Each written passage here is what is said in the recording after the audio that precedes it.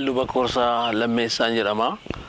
Yoon bara sanas gooftaan qabaannee sirban jaalladhu. Kanaaf nu gara Raashaa deemnee garuu utuu hin ta'in gara Eertiraatti nu geessan.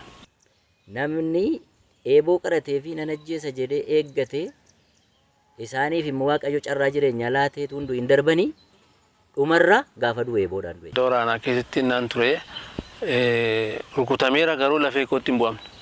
Atama biyya kanatti hin duutu birrii keessa hin fudhadhu. Inni maqaa isaa dha'uu hin dandeenye biyya keetti si galchanaa jira.